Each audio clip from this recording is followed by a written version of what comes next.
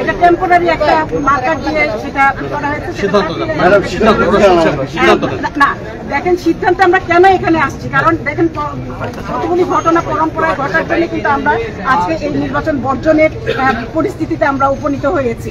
দেখেন আমি অবাক হচ্ছি, যখন আমরা মনিটরিং করছি তখন নতুন নতুন ভোটার তৈরি করা হচ্ছে।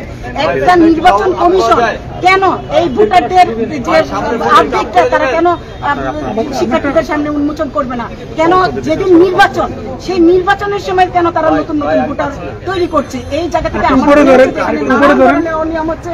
আমরা গতকালকে থেকে শুনতে পাচ্ছিলাম, আপনারা ফেসবুকে দেখেছেন যে অতিরিক্ত ব্যালট পেপার ছাপানো হয়েছে। কেন অতিরিক্ত ব্যালট পেপার ছাপানো হলো? নিশ্চয়ই এটার পিছনে উদ্দেশ্য আছে। আমার মনে হয়েছে যে আজকের যে নির্বাচনটা সেটা ছিল আসলে একটা সাজানো নাটক। আমাদের এই নাটক থেকে মনে হচ্ছে আমাদের সরে আসা দরকার। সেই জায়গা থেকে আমরা আসলে এই নির্বাচনটাকে, আমার মনে হয়েছে যে অনিয়মগুলি দেখেছি। আপনি দেখেন, আমি নির্বাচন কমিশনের একটি সদস্যকে আমি কল করেছি, দেখেন আপনারা যে মার্কারটা দিয়েছে সেই মার্কারের কালিটা থাকছে না, ওই পেছন দিয়ে। এই যে খামখেলিপনা, এই যে এবং যে যারা ভোটার ছিল ভোটারদেরকে হালনাগাদ না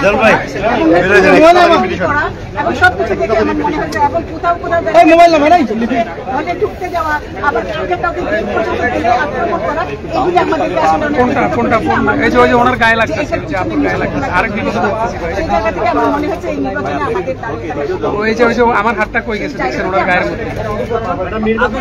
আপনারা আমাকে জুলাই আগস্টে দেখেছেন, আপনারা গতকালকে দেখেছেন, আমি নিরপেক্ষ একটা জায়গা থেকে সবসময়